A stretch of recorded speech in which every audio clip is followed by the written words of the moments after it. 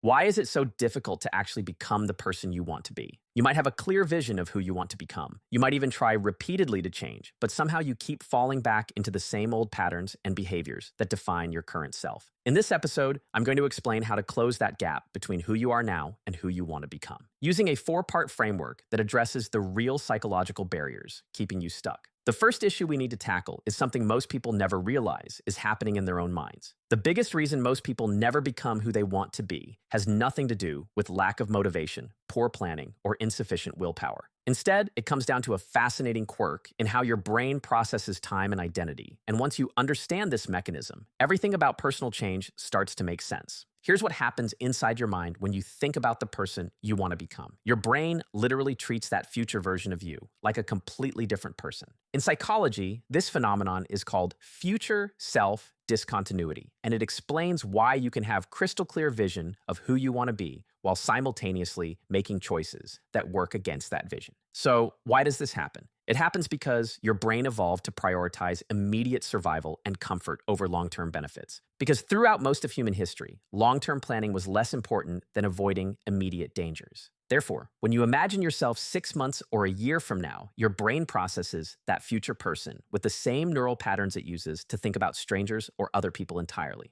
This creates a devastating problem for personal transformation because your brain naturally protects the interests of people it considers you while being perfectly willing to sacrifice the needs of people it considers others. Since your future self falls into the other people category, your brain will consistently choose present comfort over future benefit, even when you consciously want to change. Here's how this plays out in everyday decisions. You might genuinely want to become someone who's in excellent physical shape, but when it's time to go to the gym, your brain prioritizes the comfort of your present self over the goals of that future fit person. Since that future person feels like a stranger, your brain doesn't feel obligated to protect their interests. Additionally, the present discomfort of exercise feels real and immediate, while the future benefits feel abstract and distant. The same pattern appears in every area of personal development. You want to become financially successful, but your brain chooses present spending pleasure over future investment returns. You want to become more skilled in your career, but your brain chooses present leisure over the effort required to develop expertise. In each case, you're not lacking willpower. You're experiencing the natural result of your brain treating your future self like someone else's problem. However, once you recognize this pattern, you can start to counteract it by deliberately changing how you think about your future self. Instead of seeing the person you want to become as someone I'll meet someday, you need to start thinking of them as me right now in progress. And this isn't just positive thinking. It's about rewiring how your brain categorizes that future identity. The key insight is that every choice you make today is either feeding that future version of yourself or starving them. When you skip the gym, you're not just avoiding temporary discomfort. You're actively taking resources away from your future fit self. When you spend money impulsively instead of investing it, you're stealing from your future financially secure self. This reframing transforms how you approach daily decisions because now you're not choosing between present comfort and abstract future benefits. Instead, you're choosing between two versions of yourself, and the question becomes, which version of me am I going to prioritize right now? Therefore, every small action that aligns with your desired identity isn't just progress toward a goal. It's identity construction in real time, building evidence that this future person is actually you.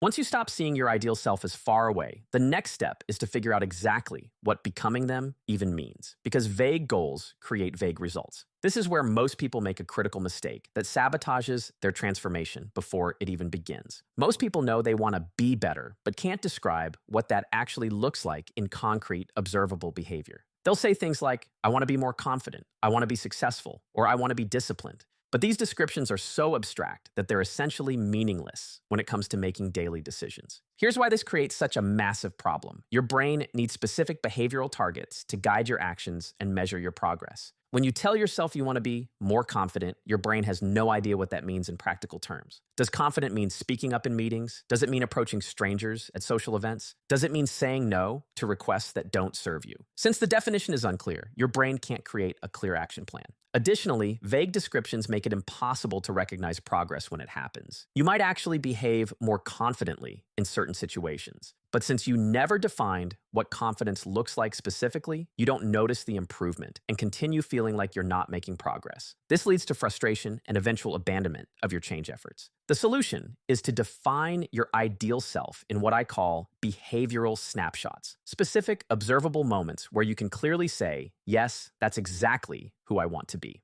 For example, instead of saying, I want to be confident, you might define it as, I want to be someone who speaks up with my ideas in meetings, who can disagree respectfully when I have a different opinion, and who doesn't apologize for taking up space. Why does this approach work so much better? Because when you have concrete behavioral descriptions, every day presents you with clear opportunities to practice being that person. You know exactly what choices align with your identity and which ones work against it. Moreover, you can immediately recognize when you've acted like your ideal self, which creates positive reinforcement and builds momentum. Here's how to create these high-resolution definitions for yourself. Start by listing the specific traits, skills, and behaviors your ideal self consistently demonstrates. But don't stop at personality traits. Go deeper into the actual actions and responses that characterize this person. How do they handle stress? What does their morning routine look like? How do they respond to criticism? How do they make decisions about time and money? The key is to be so specific that someone else could observe your behavior and determine whether you're acting like your ideal self or not. If your description is too general or internal, it won't provide the clear guidance your brain needs to make aligned choices throughout the day. For example, instead of, I want to be healthier, you might define it as, I want to be someone who moves their body for at least 30 minutes every day, who chooses nutritious foods most of the time, who gets 7 to 8 hours of sleep consistently, and who doesn't use food to manage stress.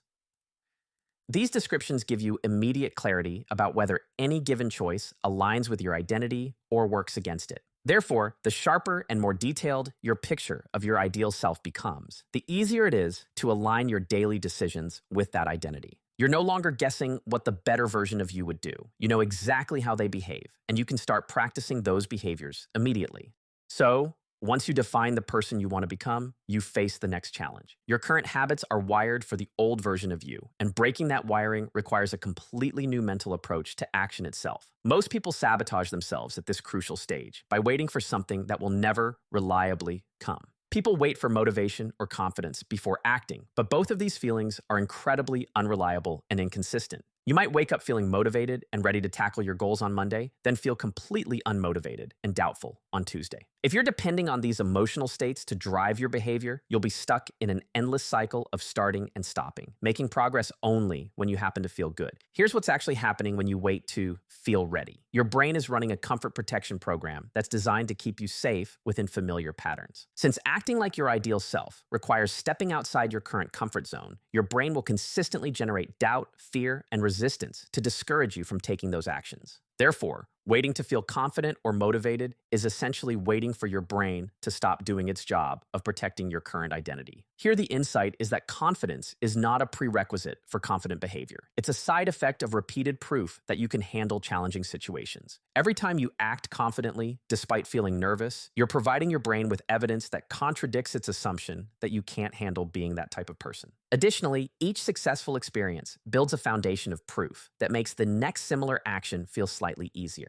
This is why acting before you feel ready is so powerful. It short-circuits your brain's comfort bias and starts building the evidence base that will eventually create genuine confidence. Instead of waiting for motivation to strike, you create motivation through action. Instead of waiting to feel like the type of person who can do difficult things, you prove to yourself that you already are that type of person. However, this doesn't mean you need to make dramatic, overwhelming changes all at once. The most effective approach is to use what I call micro-actions, ridiculously small steps that still count as votes for your new identity, but don't trigger massive resistance from your brain. For example, if you want to become someone who exercises regularly, you don't need to start with hour-long gym sessions. You could begin by putting on workout clothes and doing 5 push-ups. This might seem insignificant, but it's actually providing crucial evidence to your brain that you're someone who exercises. Moreover, because the action is so small, your brain doesn't generate much resistance, making it easy to follow through consistently. So, why do microactions work so effectively? That's because your brain tracks patterns and builds identity based on consistency, not intensity. Whether you do 5 push-ups or 50, your brain records both as exercise behavior. Since microactions are easier to maintain consistently, they actually build identity faster than sporadic, intense efforts. The goal is to accumulate proof until your brain stops doubting that you can be this type of person. Each small action that aligns with your ideal self is like casting a vote in an identity election. At first, the votes for your new identity are outnumbered by the votes for your old patterns. However, as you continue acting before you feel ready, the balance shifts, and eventually your brain accepts that this new identity is actually who you are. Therefore, stop waiting for the perfect moment when you feel completely ready and confident. Start taking small actions that align with your ideal self right now, regardless of how you feel, and let the evidence accumulate until your brain catches up with your behavior. But of course, action alone isn't enough. The final piece is making sure you keep showing up long enough for that new self to become your default. This is where most people encounter their biggest challenge, and it's not what you might expect. Most people approach consistency like it's a willpower competition they need to win every single day. They focus on building streaks, maintaining perfect records, and forcing themselves to show up even when they don't want to. While this might work temporarily, it creates an exhausting dynamic where your new identity depends on constant effort and mental energy to maintain. Here's why this approach inevitably fails. Willpower is a limited resource that gets depleted throughout the day, and life will inevitably present you with situations where your willpower reserves are completely drained, when you're relying on force and effort to maintain your new behaviors. Any disruption, stress, illness, unexpected challenges, or even just a particularly difficult day can derail your progress and make you feel like you failed. The solution is to shift from making consistency something you do to making it something you are. Instead of, I need to force myself to exercise every day, you want to reach the point where you think, I am the type of person who exercises regularly. So why does this identity-based approach work so much better than effort-based consistency? Because your brain naturally acts in ways that align with your self-concept, and when a behavior becomes part of your identity, it stops feeling like something you're forcing yourself to do and starts feeling like just what I do.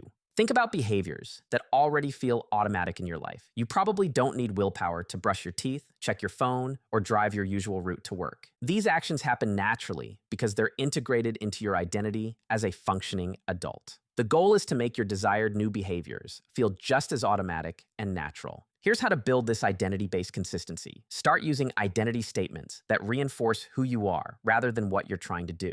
Instead of, I want to get in shape, think, I am someone who takes care of their body. Instead of, I need to save money, think, I am someone who makes smart financial decisions. These statements help your brain categorize the behaviors as expressions of your identity rather than external tasks you're forcing yourself to complete. Additionally, you need to protect this new identity with regular self-audits, where you check whether your actions are matching the version of yourself you've defined. This isn't about judging yourself harshly for imperfection. It's about maintaining awareness of whether you're living in alignment with your chosen identity. These self-audits matter for long-term consistency because your brain needs regular confirmation that this new identity is real and stable. When you periodically review your behavior and notice that you are indeed acting like the person you want to be, it reinforces the identity and makes future aligned actions feel more natural.